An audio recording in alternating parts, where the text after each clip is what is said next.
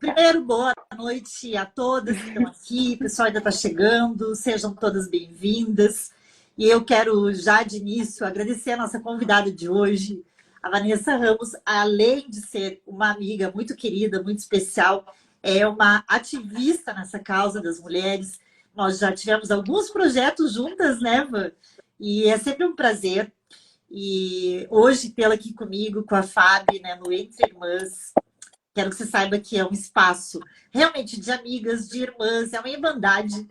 A gente pratica de verdade a sororidade. Até então, todas as nossas convidadas têm sido mulheres.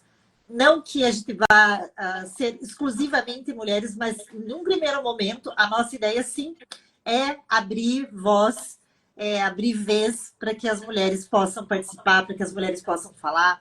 Esse é o intuito nosso, é divulgar informação, mas sob o olhar e com a voz das mulheres. Porque a gente sente que, ainda que tenhamos avançado em muitos aspectos, há alguns momentos a curtos passos, a gente ainda tem muito que avançar e o nosso objetivo é realmente abrir caminhos para aquelas que chegam, para aquelas que estão, às vezes, até à nossa frente, que já nos abriram caminho em outros momentos, e a gente quer retribuir, quer que esse espaço seja um espaço de que as mulheres possam entrar, possam colocar a sua voz, possam falar da sua pesquisa, possam falar das suas lutas, possam, enfim, ser ouvidas. Esse é o nosso objetivo. Passar informação através do olhar feminino. Acho que é bem importante. Esse é o nosso principal objetivo. A gente sabe que você se alinha bastante a essa luta. Nós participamos de alguns grupos que são majoritariamente femininos e que lutamos. Não é? E eu sempre faço questão de deixar claro, né? Os homens são muito bem-vindos. Mas como a gente sempre teve um espaço que nunca foi preciso para eles lutarem por esse lugar de fala, e para nós foi tão difícil chegar aqui, que eu quero realmente, queremos, né, abrir esse espaço para que as mulheres possam falar. Eu vou ler aqui rapidamente, porque a Fábio passou, o mini currículo da Vanessa. O currículo dela é extenso, 800. Não tem como ler tudo aqui, porque ela faz milhões de coisas, eu não sei como ela consegue dar conta. Mas, enfim, a Vanessa é doutoranda em Direito, é mestre em Direitos Humanos e Políticas Públicas, bacharel em Direito, tudo pela PUC Paraná. É professora de graduação e também de pós-graduação, é advogada criminalista e participa de vários coletivos, dentre elas o Todas da Lei, que eu vi que está aqui hoje nos acompanhando. Sejam bem-vindos. E se a Vanessa quiser falar um pouquinho sobre esse coletivo, que é bem, bem significativo, que tem feito um trabalho maravilhoso, fique à vontade, Ivan. E obrigada a todo mundo que está aqui. Vou passar desde logo a palavra para você. Obrigada, Lu. Bom, boa noite a todos e a todas que estão nos acompanhando hoje. É uma alegria estar aqui na live com a Lu e com a Fábio. Fábio, me permita já chamar assim, porque se eu chamar de Fabiane, parece que a gente está brigando, né? E não é esse o intuito. Então, é muito uma honra, é muito gostoso estar aqui com vocês. Então, eu quero começar agradecendo esse projeto incrível Entre Irmãs, que traz uma perspectiva interdisciplinar, né, do direito, da psicologia, dessa visão feminina em diferentes assuntos, em diferentes temas que nos interessam aqui. Quero agradecer especialmente a Lu, que é colega lá do Coletivo Todas da Lei, que ela mencionou, é uma grande advogada, é uma professora e que eu tenho a honra de chamar de amiga também. E a Fabi, ou Fabi, por me incluir nessa iniciativa, e quero parabenizar pelo Dia do Psicólogo e da Psicóloga, que é hoje, né? Então, é também uma data comemorativa aqui pra gente. Bom, e hoje a gente vai falar um pouquinho do porquê que a gente ainda tem que falar sobre violência contra a mulher. E eu fiz aqui alguns tópicos pra gente conversar, pra gente partir das mesmas premissas, né? E aí a gente poder discutindo, conversando sobre esse tema que é de suma importância. Bom, vamos começar pelos conceitos, né? Violência contra a mulher, ele começa com a palavra violência. E violência é o uso intencional da força ou do poder, real ou em ameaça, contra uma outra pessoa, contra um grupo, contra uma comunidade. E aqui, mais especificamente, a gente vai falar de violência de gênero, que é qualquer conduta que cause a morte, a lesão, o sofrimento físico, sexual, psicológico, moral, patrimonial, entre outras violências que podem existir. E dentre a violência de gênero, uma das mais comuns é a violência doméstica, que é essa violência de gênero praticada no âmbito doméstico e familiar ou em razão das relações íntimas de afeto, sendo elas aquelas existentes ou que já existiram. Né? É importante a gente ressaltar que a violência doméstica também se aplica para aquelas relações que já acabaram. E aqui é importante a gente mencionar que o Brasil ele é signatário de diferentes tratados internacionais que falam sobre esse tema. Então, no âmbito global, a gente tem a Declaração Universal dos Direitos Humanos, a Convenção sobre a Eliminação de Todas as Formas de Discriminação contra a Mulher, a Declaração e o Programa de Ação de Viena, a Declaração de Pequim. No âmbito interamericano, nós temos a Convenção Americana sobre os Direitos Humanos e a Convenção Interamericana para punir e erradicar a violência contra as mulheres. Mas, para além disso, o Brasil também ele é signatário da Agenda 2030, que traz 17 Objetivos de Desenvolvimento Sustentável, chamados ODS. E eles são compostos de 169 metas. Dentre os ODS, a gente tem o ODS 5, que trata sobre a igualdade de gênero e tem como meta a eliminação das formas de violência contra todas as mulheres e meninas. Mas, além de todo esse âmbito internacional, nós temos a Constituição da República Federativa do Brasil, no qual apresenta como um princípio fundamental a dignidade da pessoa humana, como um objetivo fundamental a promoção do bem-estar de todos e aponta vários direitos que as mulheres apresentam para conseguirem viver nessa sociedade de uma maneira que lhe faz bem, que é agradável, que respeita a sua dignidade. E em razão da Constituição, nós temos a legislação infraconstitucional, especialmente a Lei 11.340 de 2006, que é conhecida popularmente como Lei Maria da Penha. Mas eu quero destacar, e isso é bastante importante, porque nós estamos no Agosto Lilás, que foi instituído pela Lei 14.448 de 2022 e declarou, então, o mês de agosto como um mês de proteção à mulher, destinado à conscientização para o fim da violência contra a mulher.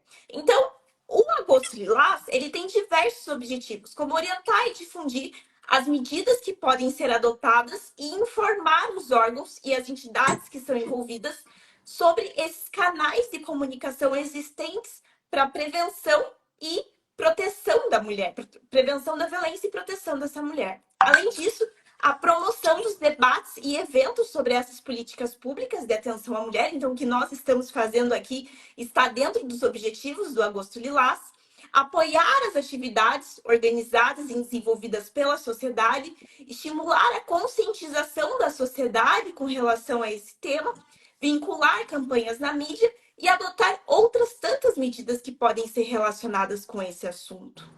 Mas também é importante a gente trazer o porquê de forma fática que nós precisamos falar sobre esse assunto. Não é só porque existe uma lei que traz isso, mas a gente vai apresentar agora, a partir desse ponto, alguns dados que reforçam a importância de nós estarmos aqui discutindo sobre esse assunto. Então, a primeira pesquisa que eu trago a fim de informar vocês sobre esse tema é a pesquisa do Data Senado realizada em 2023.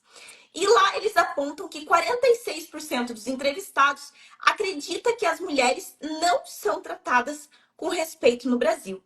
E 81% dizem que as mulheres possuem um tratamento diferenciado em relação aos homens. Diferenciado, obviamente, não para o bem, mas sim de uma maneira pejorativa para o mal. 62% acredita que o Brasil é muito machista. E 63% acredita que a violência doméstica e familiar aumentou nos últimos anos. Então, nós vemos que um país machista, onde as mulheres não são tratadas de forma igual e que não são tratadas respeitosamente, é um país que se tem um número maior de violência doméstica. Ou pelo menos é essa a percepção da população.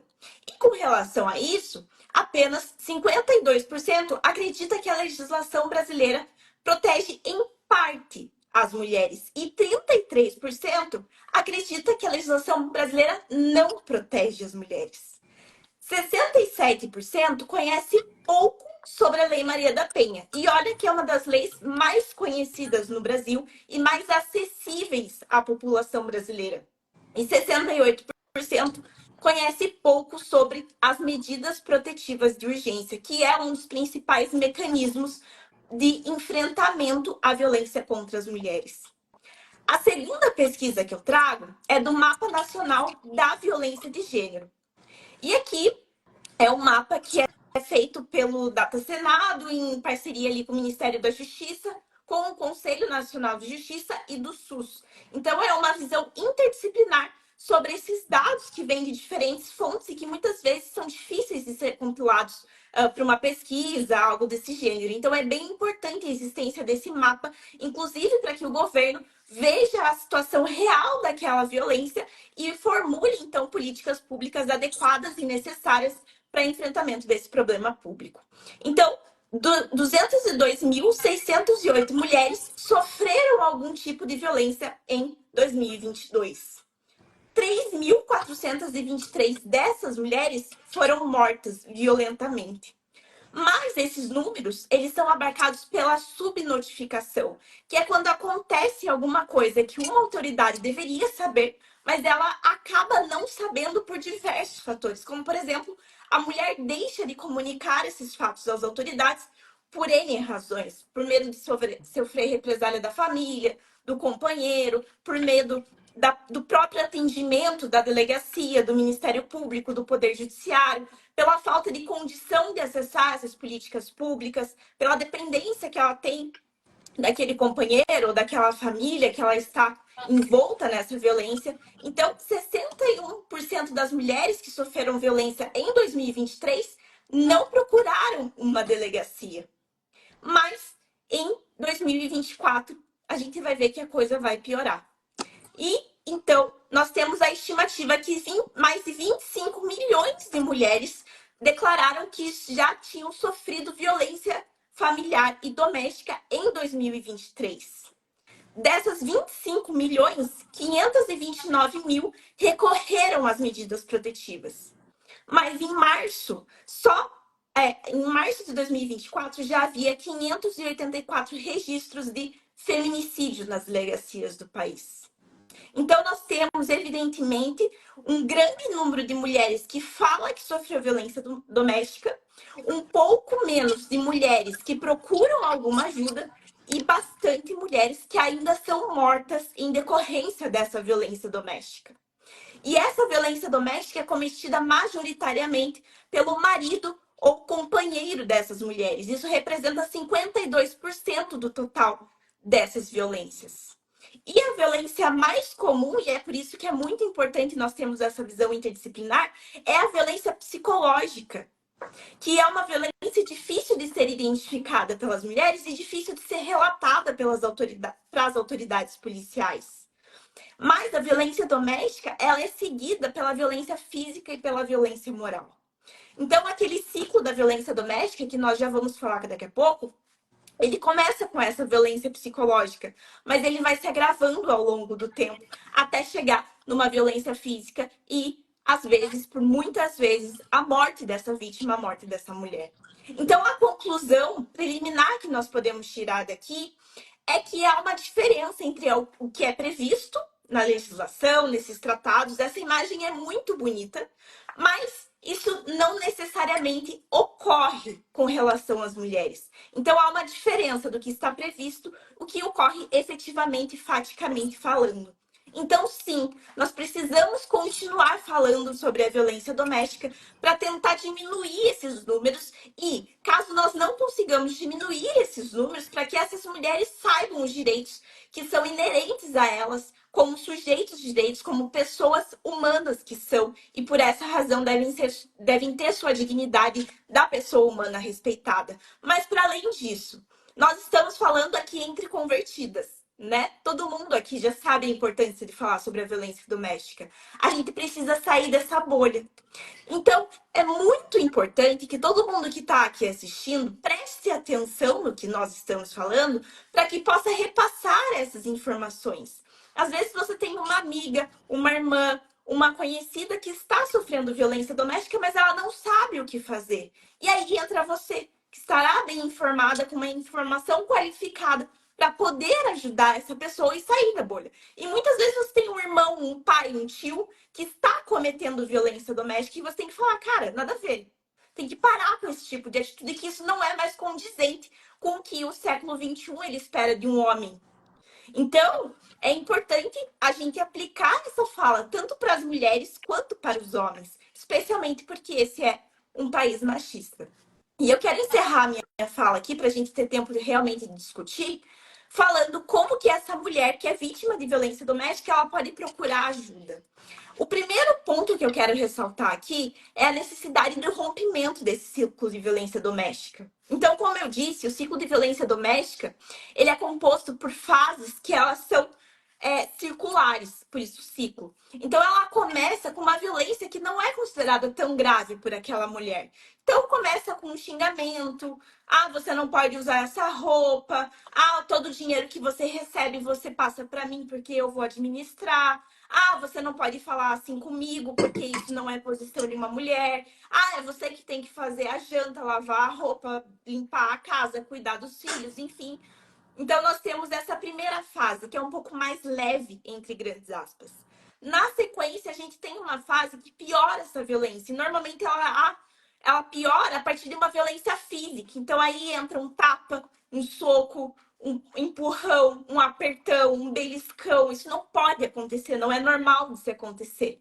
E na sequência, a gente volta para uma fase chamada fase da lua de mel, onde esse homem fala: olha, me desculpe pelo que eu fiz, mas a culpa é sua, você que me deixa dessa forma, você que me provoca. Ou, desculpa, mas foi a bebida que fez eu ficar assim. Ou, eu tô muito estressado, tô muito cansado do trabalho que eu faço pela nossa família. Então é evidente que eu posso às vezes me descontrolar, mas você sabe que eu não sou assim. Entrega flores, entrega presentes, leva para jantar, enfim. Só que na sequência volta e começa de novo os pequenos atos de violência. E assim nós temos um ciclo que não se rompe.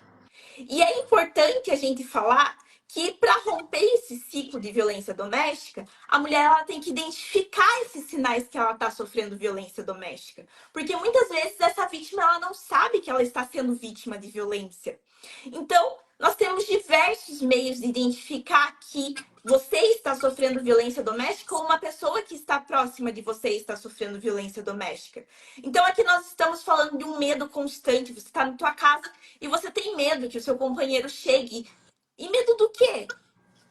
Né? Nós não sabemos explicar, mas você tem esse medo dele. Ou o controle, ele não te deixa sair, ele não te deixa falar com seus amigos, com a sua família, ou ele não te deixa usar determinadas coisas, ele não te deixa mexer no dinheiro, ele não te deixa ter essa vida própria. Que um casamento, uma união estável, um namoro, ele não deve ser a assunção da vida da outra pessoa, ele deve ser uma parceria, obviamente. Além disso, a gente tem que falar da dependência financeira, da dependência emocional dessa mulher com relação a esse agressor, normalmente um agressor homem. Então, a mulher que acaba não tendo oportunidade de trabalhar fora, que depende daqueles recursos dos maridos, ou aquela mulher que não se vê longe daquela pessoa, mesmo essa pessoa sendo o agressor dela. Isso nós chamamos de uma dependência emocional, uma dependência financeira dessa pessoa. E ainda nós temos que falar desse descontrole emocional, especialmente do agressor. Quando você não sabe como que a pessoa vai reagir, que ela se descontrola por pequenas coisas. Então você faz uma piada e a pessoa te retorna com palavrões, com xingamentos, com um tapa. Isso não é normal, isso é um descontrole emocional. Esses são alguns dos poucos sinais que uma mulher pode identificar para saber se ela é vítima de violência doméstica e, consequentemente, vítima de violência de gênero, ou que você pode ajudar uma pessoa que é vítima a identificar esses traços. Olha, não é normal esse relacionamento que você tem, que você vive com medo dele, ou que ele se descontrola emocionalmente por qualquer coisa que alguém fala. Não precisa nem necessariamente ser a vítima. Pode ser uma amiga faz um comentário e ele se descontrola emocionalmente com ela em razão do comentário feito pela amiga. Então, nós temos esses sinais bastante claros. E é importante que a gente rompa esse ciclo da violência doméstica, porque esse trauma não é ocasionado somente à vítima, infelizmente. É ocasionado a toda a família. Então, nós temos filhos, filhas, netos, ou ainda pais, mães, avós e avós que veem toda essa situação que aquela vítima está vivendo e vivem essa situação junto com ela. Então, nós temos traumas muito significantes com relação à violência doméstica, que é produzido não somente em relação à vítima. Então, o rompimento do ciclo da violência doméstica, ele faz com que haja uma consequência positiva não somente à vítima, que pode estar salvando a sua própria vida, mas também a vítima, a vida dos seus familiares. E por essa razão, eu acho que esse é o momento que eu quero mais dar atenção para a live, porque é o momento que eu vou falar aonde essa mulher pode procurar ajuda. Então, sim, ela pode ligar para o 190, que vai acionar a polícia militar se aquela violência estiver ocorrendo. Ou ela pode ligar à central de atendimento à mulher no número 180, que é o Disque 180, que é o número da Polícia Civil para acionar esses órgãos de controle. Ainda, ela pode procurar as casas da mulher brasileira, que funcionam 24 horas por dia e, inclusive, possuem abrigo para caso essa mulher esteja com risco de vida iminente. E esse abrigo, ele acolhe não só a mulher, mas ele acolhe os filhos dessa mulher e os animais de estimação em alguns casos. Então, a mulher não precisa abandonar a sua vida, ela vai estar salvando a sua vida quando ela se dirige a uma casa da mulher brasileira. Ainda, as mulheres que já possuem medidas protetivas de urgência, o acionamento da Patrulha Maria da Penha, que é o órgão especializado para acompanhar se aquele agressor está respeitando a Lei Maria da Penha com relação às medidas protetivas de urgência. Ainda, os ministérios públicos estaduais, os juizados de violência doméstica e familiar contra a mulher, as defensorias do Estado, as defensorias públicas, isso é gratuito. A mulher pode procurar essas defensorias, que inclusive podem auxiliar em outros assuntos não criminais, como o divórcio dessa mulher que passa por uma violência doméstica. E, por fim, os centros de referência de atendimento da mulher. Isso tudo está à disposição dessa mulher para ajudá-la a romper esse ciclo de violência doméstica que pode salvar a sua vida e salvar a vida de outras pessoas. E nesse sentido, eu quero indicar um material gratuito para vocês, que a professora Luciana Chemin também fez parte, que são as cartilhas de orientação da Ordem dos Advogados do Brasil, da seção do Paraná. Essas cartilhas, elas estão disponíveis de forma digital, gratuitamente, e nós temos duas cartilhas diferentes. Uma para as vítimas de violência doméstica, para as mulheres que estão sofrendo essa situação, e outra para advogados e demais agentes que atuam ao longo desse processo de violência doméstica. Então, ali nós escrevemos aonde que essa mulher pode procurar ajuda e o que esses agentes podem ou não fazer ao longo desse processo. Então, essas cartilhas, elas foram feitas de uma forma muito simplória, não com relação à qualidade do material, mas com relação à linguagem, para que todo mundo possa entender o que a gente está falando nessa cartilha e possa procurar ajuda ou ajudar outra pessoa a procurar ajuda. E, finalizando a minha fala, como a professora Lu disse, nós somos integrantes do coletivo Todas da Lei, que é uma iniciativa de unir mulheres, juristas ou não, que estudam sobre o gênero feminino e que querem fazer uma diferença com relação à sociedade. Então, o coletivo Todas da Lei, ele tem como meta a democratização do conhecimento. Então, lá nós divulgamos diversos dados sobre o gênero feminino. Nós temos indicações de série, de livros, de autoras feministas que falam sobre diferentes temas e que podem auxiliar todo mundo na compreensão desse tema que é tão importante. Então, aqui eu encerro a minha fala para que a gente possa conversar um pouquinho mais sobre esse tema e eu fico à disposição, tanto de dúvidas quanto da professora Lu e da Fábio. Obrigada. Bom, eu quero agradecer aqui, né? Quero colocar assim, muito obrigada por todas essas informações que você trouxe, quanta coisa aí que a gente não tem ideia que existe, né? E falo aqui eu, como alguém que não pertence à área da advocacia, do direito, então, de fato, a gente não tem esse conhecimento todo, não é para o público geral, né? Então, é importante essa divulgação, né?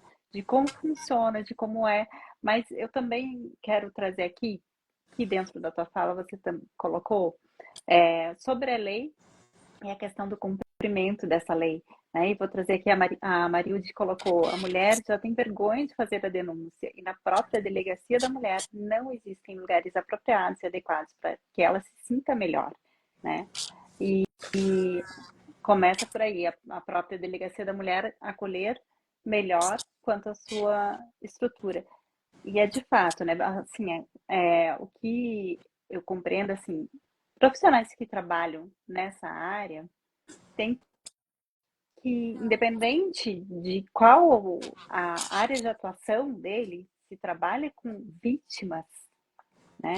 Vítimas de violência, o primeiro ponto é acolher essa vítima.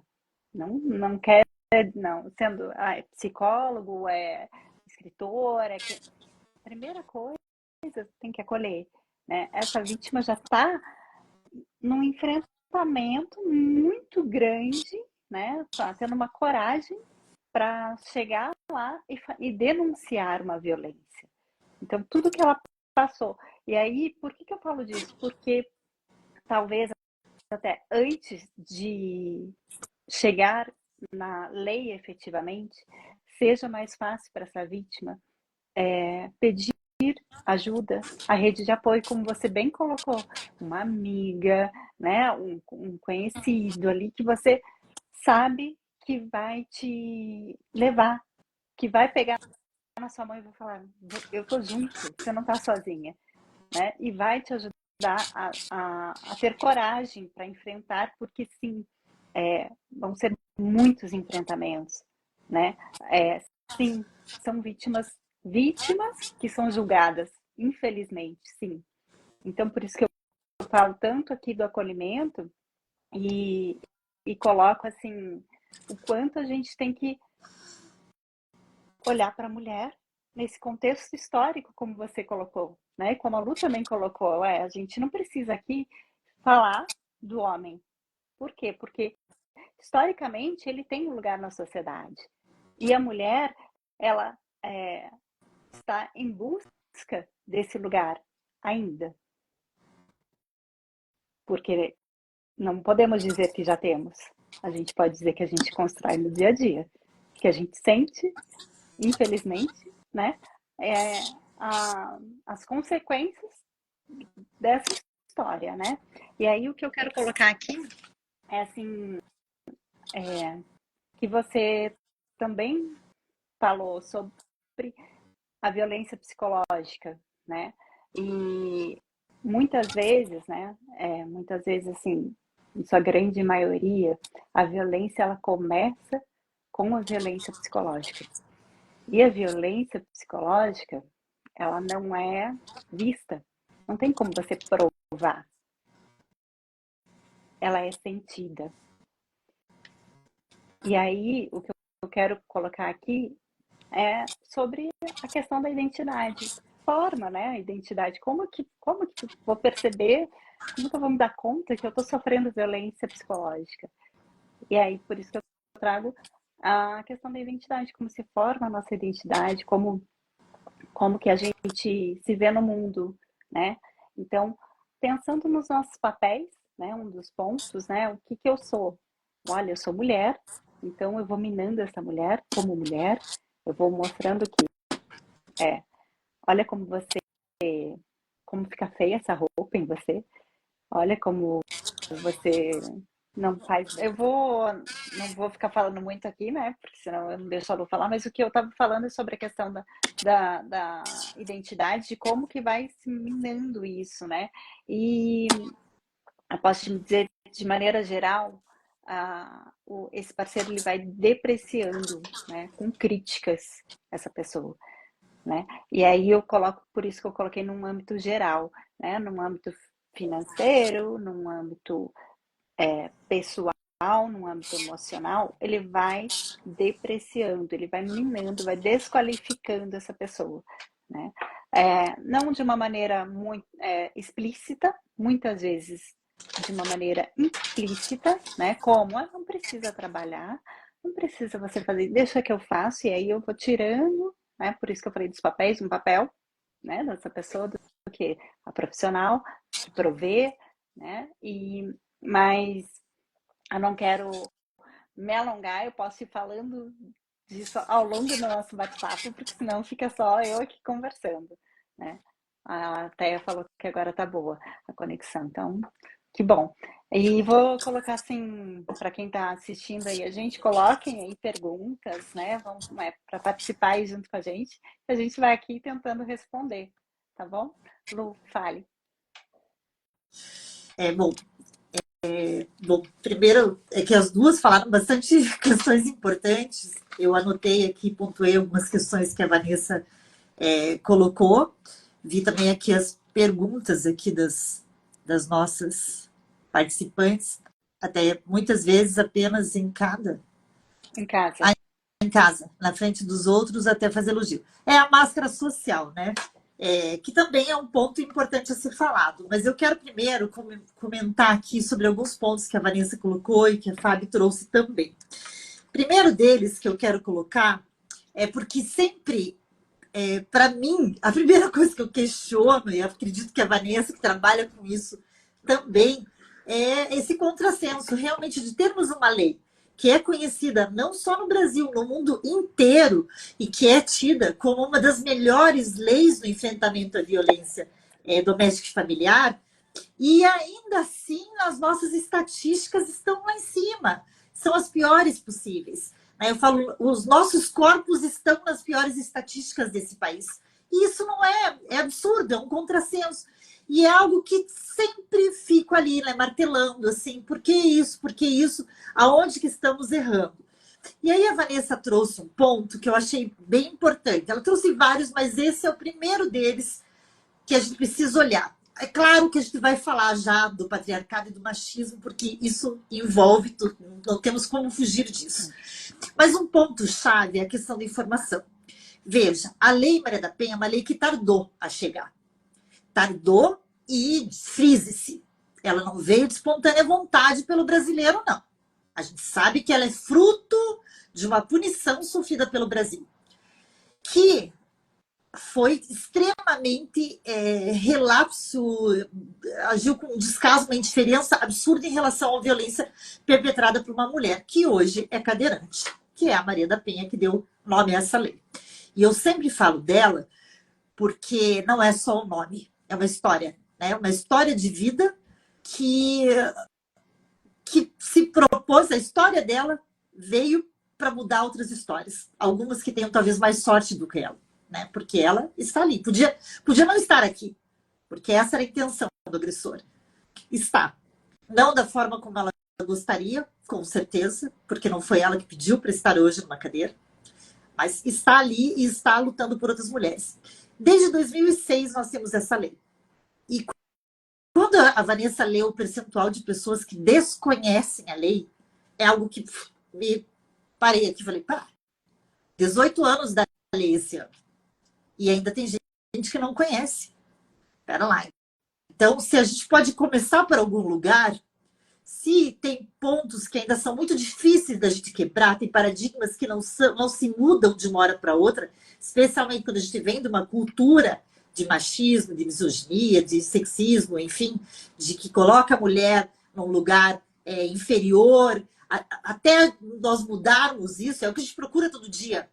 Mas se esse caminho for mais difícil de percorrer, comecemos pela informação, né? A divulgação. Então, informar sobre essa lei. A Vanessa colocou vários pontos aqui em que a mulher pode procurar ajuda, mas também são canais informativos. E também disponibilizou a cartilha da OAB, que está lá, é gratuita, é virtual e qualquer pessoa pode ter acesso. E eu acho que é importante, porque tem uma frase que eu ouvi de uma professora que também luta pela causa, e eu replico bastante a frase dela, que na verdade não é uma frase, é uma assertiva. E ela diz, todos e todas que estão aqui nesse ambiente, que estão nos ouvindo, eu, Fábio, Vanessa e as pessoas que estão aqui nos acompanhando, e aquelas que vão chegar depois para ouvir, todas nós e todos nós conhecemos alguém que passe por alguma modalidade de violência doméstica e familiar. A gente só às vezes não sabe disso. Porque muitas vezes a própria vítima não tem conhecimento de que aquela situação vivida que lhe faz tão mal, que causa uma dor na sua alma, que causa uma aflição, um rebuliço no estômago, quando esse homem bota a chave na fechadura, que ela não sabe o que é, que ela chama de medo, mas não sabe nem explicar medo do quê. Mas é algo que lhe tira a paz diária. E ela não sabe o que é isso, porque a violência, e como vocês colocaram, a violência psicológica ela é invisibilizada e muitas vezes naturalizada. Que a mulher não sabe até que ponto aquilo é normal, até que ponto passou a ser uma agressão, até que ponto aquilo é uma ofensa. Porque aí entra também no ciclo que a Vanessa colocou, no ciclo da violência. Como ele é tão, a pessoa está tão imersa nesse ciclo, e como ele tem a fase da lua de mel, justifica-se. Fez isso porque estava bêbado, fez isso porque deu um problema no trabalho, chegou nervoso, fez isso porque pegou trânsito, fez isso porque estava preocupado com as contas em casa, fez isso porque, na verdade, eu é que deixei queimar o arroz. E está sempre se justificando essa violência. Então, ela acaba sendo normalizada e negligenciada dentro das nossas casas. Então, acredito, assim, que tem alguns aspectos, algumas questões que nós temos que olhar com maior atenção. Sempre tem alguém. E, às vezes, a pessoa, da mesma forma... Às vezes, ela também tem o cuidado para colocar uma situação para uma amiga, para um familiar. Até pelo medo do julgamento que a Fabiana colocou ali. Porque, infelizmente, nessa estrutura do patriarcado que nós temos, embora a mulher tenha todo esse papel do cuidado, o fato é que nós cuidamos muito pouco umas das outras. O nosso cuidado, ele se reverte em cuidado dos filhos, em cuidado de um idoso, em cuidado dos companheiros, dos maridos, mas e o cuidado da amiga, o cuidado da irmã, o cuidado da colega de trabalho? Nós cuidamos uma das outras, nós de fato ouvimos mulheres, ouvimos aquelas que estão ao nosso redor.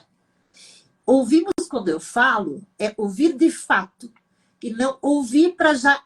A pessoa nem terminou de contar a história, você já está dando uma receita para ela do que fazer, ou dizendo assim, conheço uma história bem parecida, já aconteceu comigo, semelhante. E aí a pessoa se recolhe.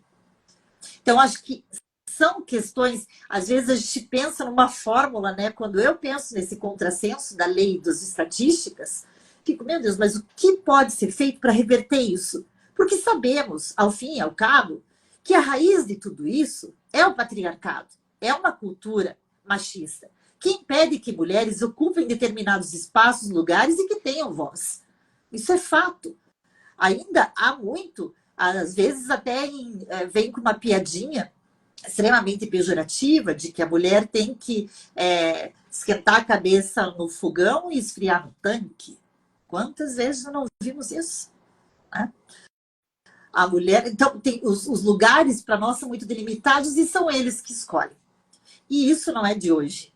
Isso não é só um papo de feminista, porque eu sei, quando falo isso, eu sei que existe resistência das próprias mulheres em relação ao termo. Mas tiremos o termo. Vamos pensar só nos papéis que foram atribuídos para nós mulheres, então. E pensar no quanto nós nos imbuímos desses papéis e no quanto nós também, muitas vezes, somos relapsas com as outras mulheres. Quando não escutamos, quando não puxamos, quando não damos oportunidade, quando não acolhemos e quando julgamos. E aqui eu estou falando de um lugar de mulher, mas a gente precisa também fazer esse filtro para a gente de que nós, até enquanto humanas, somos, por essência, julgadoras. É muito difícil sair desse papel. Começa pelo julgamento da roupa. E daí o negócio vai só aumentando. Então, que a gente comece baixando esse julgamento para que a gente se torne realmente mais acolhedora, para que a gente possa ouvir de fato a mulher. Às vezes ela não vai contar a história a inteira, às vezes ela vem com um pedacinho, para ela sentir se aquele terreno de fato é acolhedor e é confortável em que ela possa estar. A Marilde colocou ali que a delegacia muitas vezes é um ambiente que não acolhe mulheres, e eu concordo. Mesmo as delegacias especializadas que existem há pouco tempo, embora a lei traga isso como imperioso, ainda não são todos os lugares, todas as comarcas que têm delegacia especializada. As que têm, nem sempre tem um horário de funcionamento que abarque a todas as mulheres, a toda a questão de violência. Infelizmente, a Vanessa trouxe aqui uma estatística que só piorou nos últimos anos, o que pese a lei esteja aí há 18, os números só aumentaram. Nós não temos delegacias que comportem todo esse atendimento especializado. As que têm, ainda existe carência em relação à formação daquele grupo efetivo. Formação para atender com essas modalidades de violência para essas vítimas em específico.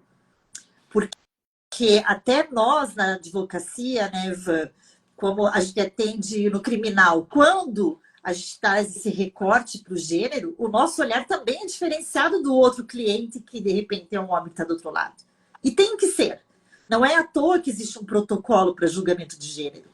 O protocolo para o julgamento que serve para o juiz, serve para o promotor, serve para a delegada, serve para o escrivão, serve para nós advogados, serve para a defensoria pública, serve para todo mundo. Ele não é E é importante, isolado. Oi? nesse ponto, é importante a gente esclarecer que nós, advogadas, muitas vezes vamos ter que advogar para homens, inclusive, que estão na situação, que figuram ali como agressores de mulheres. Eu faço, por exemplo, advocacia dativa e a maioria dos meus casos são de agressores de mulheres. E eu acho que não é um contrassenso eu ser uma estudiosa e uma ativista do tema e advogar para esses homens. Inclusive porque essas vítimas, elas podem se sentir protegidas pela minha atuação. Porque sempre eu vou tentar conscientizar esses homens e jamais vou ferir a dignidade dessas mulheres no âmbito da minha defesa. Então, também é importante que nós tenhamos mulheres atuando em face de homens agressores, não para defender o que eles fizeram, mas sim para que haja um devido processo legal e para que haja um novo olhar sobre esse tema. Então, é muito importante nós ressaltarmos todas essas informações para que essas mulheres também saibam o que pode e o que não pode acontecer com elas na delegacia. Infelizmente, esse é um fenômeno que já é estudado pela doutrina, pela jurisprudência, que nós chamamos de vitimização, que é essa vitimização secundária, quando ela é feita por atendimento na delegacia, pelo promotor, pelo juiz, pelo advogado da outra parte, ou a vitimização terciária, que é essa vitimização feita pela sociedade de modo geral, que vai lá no Facebook, no Twitter, no Instagram comentar, nossa, mas se fosse eu, ele jamais faria isso, ou nossa, que absurdo ela se colocar nesse papel de vítima, algo nesse sentido, ou ainda a vitimização quaternária, que é a mídia colocando essa mulher, revitimizando essa mulher, colocando ela em um lugar que ela não deve estar. Então é muito importante essa live e essas informações para que essas mulheres saibam identificar tudo isso ao longo desses processos, né? Perfeito.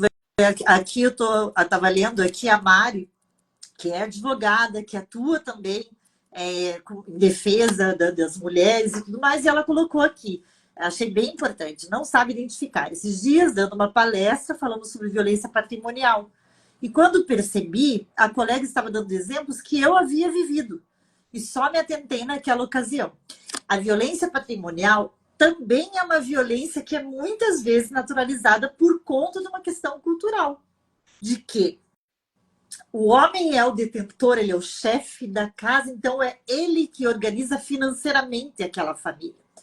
E não muito tempo atrás, em alguns casos ainda, persiste a situação em que a mulher, quando recebe o salário no final do mês, no começo do mês, entrega para o marido, porque é dele a administração daquele valor.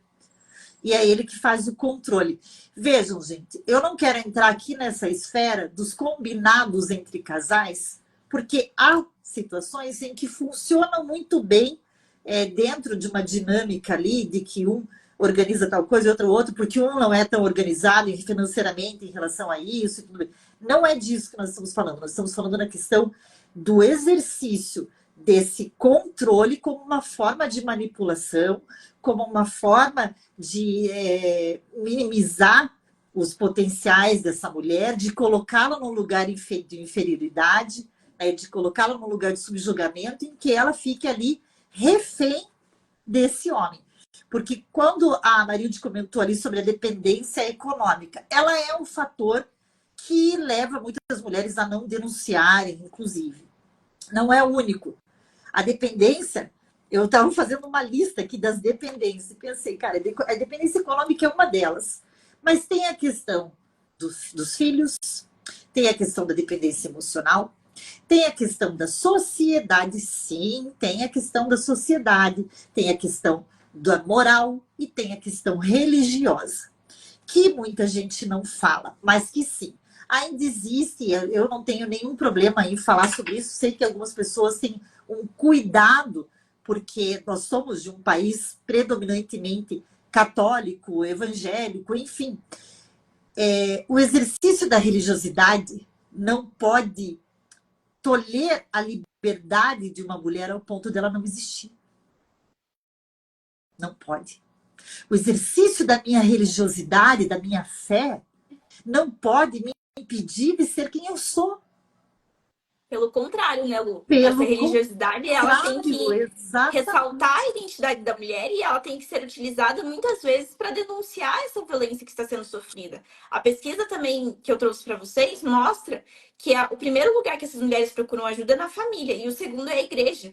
Então é muito importante que essas entidades religiosas, seja qual for, tenham o preparo de acolher essa mulher e saber orientar da forma correta o que fazer, e não que julgue e coloque naquele pacote genérico que normalmente as religiões estereotipadamente fazem, né?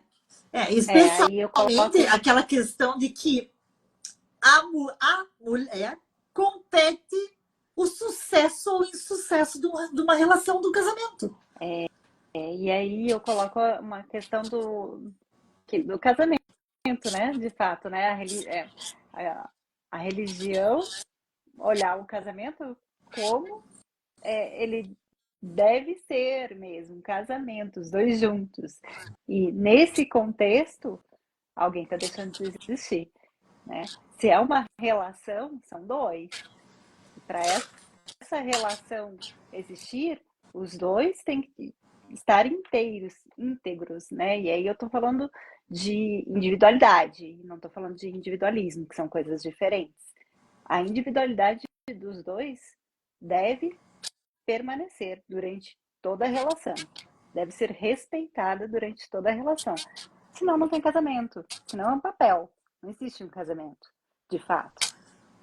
E aí... Perfeito, sabe, né? Não são duas metades que se encontram para formar um. São dois inteiros que se somam. Sim. Né? E que são parceiros. E a gente até falou na live da semana passada, Van, nós fizemos sobre as mulheres que se relacionaram com Jesus.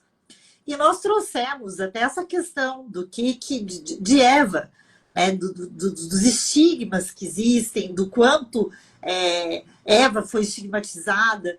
E a gente trouxe toda essa abordagem assim, de que Jesus, quando ele veio, foi para devolver Eva para o lugar que ela de fato pertence, não como um pedaço do homem, porque ela não é um pedaço.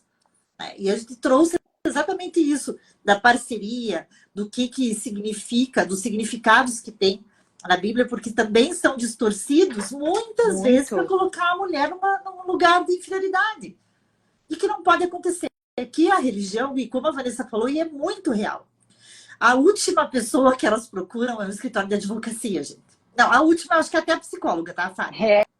Porque muitas vêm para mim e eu pergunto, você está fazendo terapia? Está fazendo acompanhamento? Não faz. Então eu te indico que faça, porque é importante cuidar dessa parte. Não vem como uma perda de identidade. Mas antes de chegar na psicóloga e na terapeuta, eles chegam na família. Quando chegam, porque às vezes inverte, vai primeiro na igreja. Porque sabe que na família vai ser julgada. Porque se o teu casamento não está dando certo, é porque você tem feito alguma coisa errada. Você está apanhando do marido, o que você fez? O que você fez para estar apanhando? Se ele está falando grosso com você, o que você deu motivo? Também, né? Você sai com essa roupa e quer que ele fale de que jeito? Esse tipo de julgamento e essas questões, elas precisam ser mudadas. Porque a gente só consegue quebrar esse paradigma cultural do machismo que invisibiliza e diminui mulheres se a gente começar por nós, se a gente começar do pequeno, né? Do dentro das nossas casas. Pode falar, Du, que eu vi que você falar alguma coisa. E isso que a gente tá abordando essas violências que são mais comuns, mas existem violências que são muito mais graves, como, por exemplo, o estupro marital. Então, é porque você está casada e que você precisa manter relações sexuais com seu marido quando ele quiser, da forma que ele quiser, da condição. Não importa a sua condição, você tem que satisfazer, enfim. Então, isso, além disso, é um absurdo. E com relação a essa possibilidade de prevenção da violência doméstica, que eu queria citar, eu sei que a Lu tem um filho, eu não sei se a Fábio tem, mas eu acho que é muito, tem também, então é muito importante as mães de menino também terem essa perspectiva de ensinar o que não deve ser feito num relacionamento, porque isso vem muito da criação brasileira de, eu vou ensinar minha filha a cozinhar, a passar, a lavar, a limpar a casa, a como se comportar num relacionamento, mas não ensinam como que um homem deve se comportar num relacionamento. Então, é aí que a gente começa a ver a importância não somente da educação formal, mas dessa educação que vem de dentro de casa, ensinando o que as mulheres podem ou não fazer, o que os homens podem ou não fazer, e aonde que ultrapassa o limite do normal aquele relacionamento, né? E aí você tocou num ponto que eu comentei com você na nossa pré-live aí, né? Que é a educação. Né? A educação, ela começa primeiro dentro da família, né? E significa o quê? Que primeiro nós precisamos compreender o que é a violência, compreender esse contexto histórico, sim, de que nós fomos criadas dentro de uma cultura machista, sim. Isso significa o quê? Que nós temos que romper isso dentro de nós, né? Quebrar a criação, né? Por quê? Porque faz parte da nossa sociedade e a gente está inserido nessa sociedade. A Lu usa um termo que sou uma machista em desconstrução. Eu acho perfeito, que é isso, né? E aí mostrar para os nossos filhos, tanto para mãe de meninas como mãe de meninos, que dentro de uma família todos são responsáveis por ela. Dentro de uma casa, todos são responsáveis. Então, as funções da casa pertencem a todos, aos pais e aos filhos, a todos os que habitam aquela casa. Então, não é responsabilidade da mulher os afazeres domésticos, nem só do homem, é de todos, né? Eu falei um pouco sobre isso quando falei sobre pertencimento, que isso mostra, inclusive, para os nossos filhos, a questão do pertencimento. Eu pertenço a essa família. Exato. Perfeito. Então, e aí quebra, rompe a questão do que é função de um, é função de outro. Não, é função de todos. Se eu consigo fazer, por que eu não vou fazer? Não pode sobrecarregar ninguém, né? Então, você não está me ajudando, você está fazendo a tua parte, porque Exato. Todos nós convivemos nesse ambiente. Então, o ambiente é nosso, vamos todo mundo fazer a sua parte e colaborar. Porque Exatamente. existe muito também esse estigma da ajuda, né? Eu tenho um marido que me ajuda muito. Não, tipo, você tem um marido que faz a parte dele. Sim. Porque hoje é assim, tipo, hoje convive num ambiente né? todo incapaz. mundo. É diferente, né? Você tem um marido não incapaz, é diferente, né? Exatamente.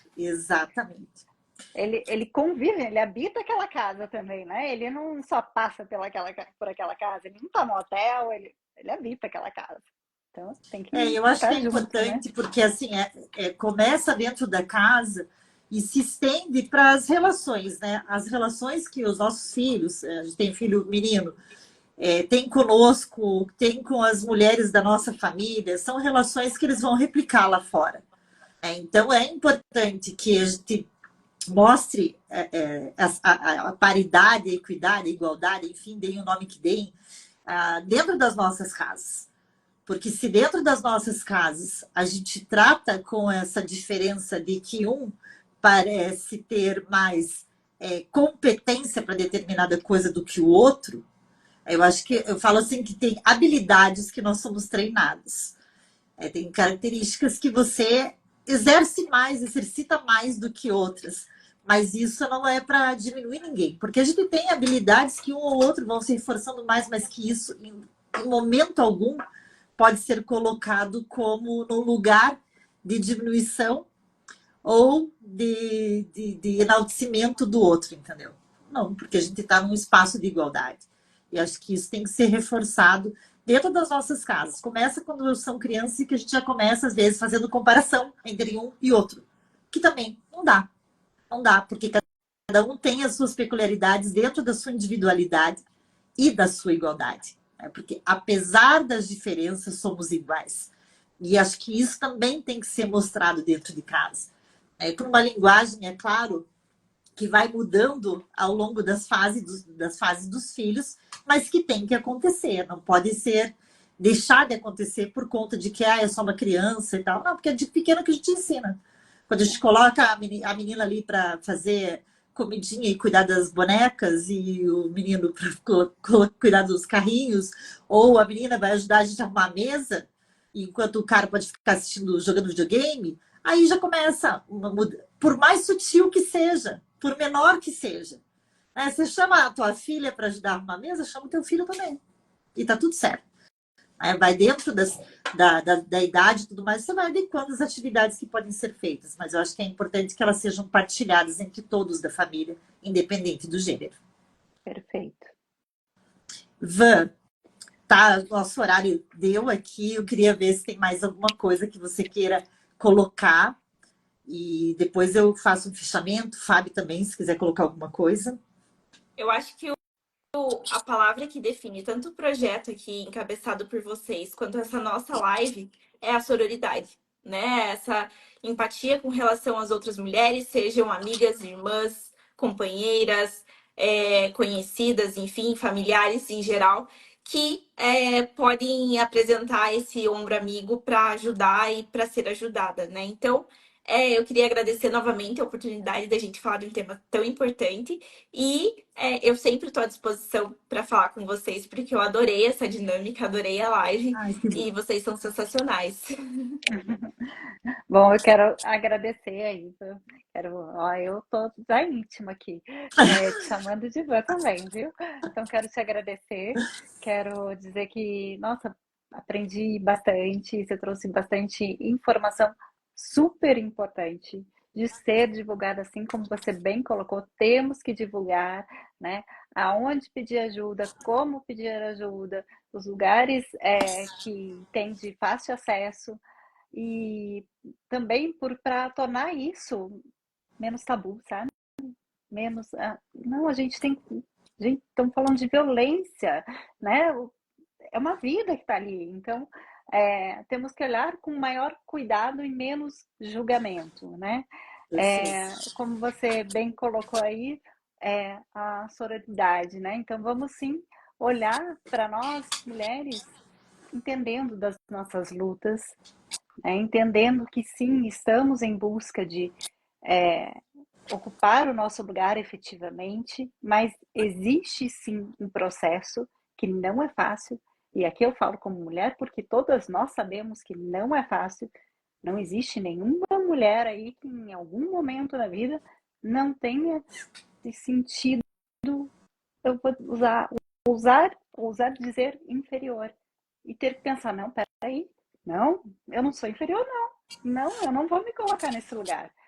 Mas certamente aqui todos nós já passamos por algum momento na vida em que nos sentimos assim.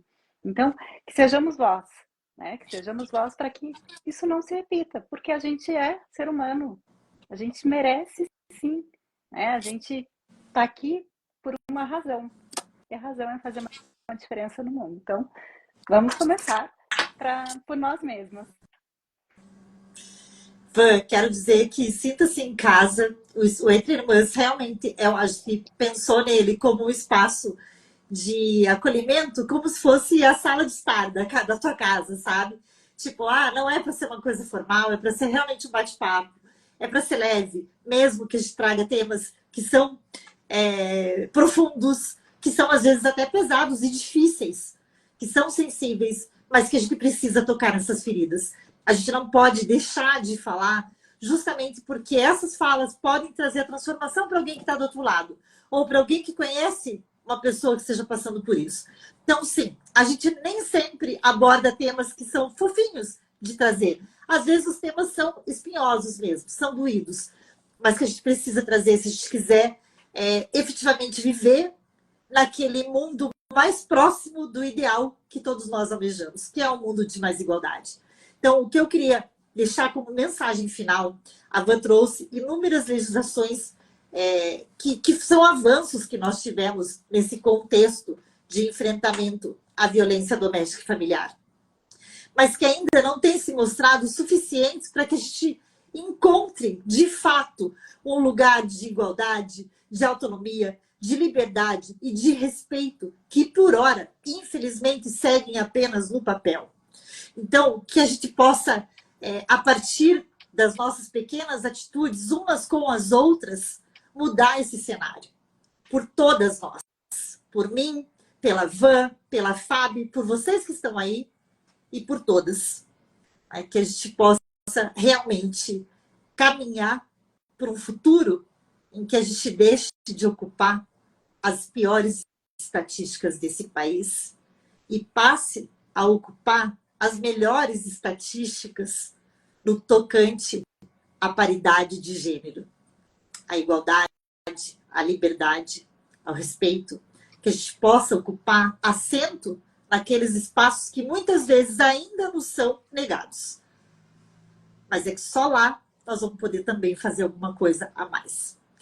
Eu espero todas vocês no próximo Entre Irmãs. O tema vai ser um tema bem bacana, diferente para mim, para a Fábio aqui, que vai ser sobre autismo. Nós vamos ter um convidado bem especial, o Igor. Ele ganhou um prêmio recentemente da melhor tese, foi sobre esse tema. E ele é pai de uma criança com espectro autista. E ele vem para falar com a gente o título do tema é Autismo, Autista tem cara? Porque infelizmente, uma outra estigmatização que existe em relação às pessoas com espectro autista. Espero todas vocês na próxima terça, às 8. Van está convidada. E, claro, a gente vai querer que você volte. A Van tem uma infinidade de temas. Ela vai voltar em outro momento também para trazer alguns outros temas que a gente precisa falar para realmente mudar essa sociedade que a gente vive e ter um espaço um pouquinho melhor, um mundo um pouquinho mais justo, mais igual ou, pelo menos, menos desigual. Van, parabéns pelo teu trabalho. Parabéns por toda a tua caminhada. Parabéns por trazer sempre mulheres junto com você. Eu acho que isso é fantástico, é inspirador. E se todas nós, cada uma de nós, fizer um pouquinho disso, com certeza a gente vai chegar mais próximo da igualdade. Porque ela começa por nós mulheres. Beijo bem grande para vocês. Muito obrigada a todos que ficaram aqui. Beijo. Van, obrigada mais uma vez. Muito Até obrigada, a próxima. Boa noite. Tchau, tchau. Até logo. Beijo. Tchau, tchau.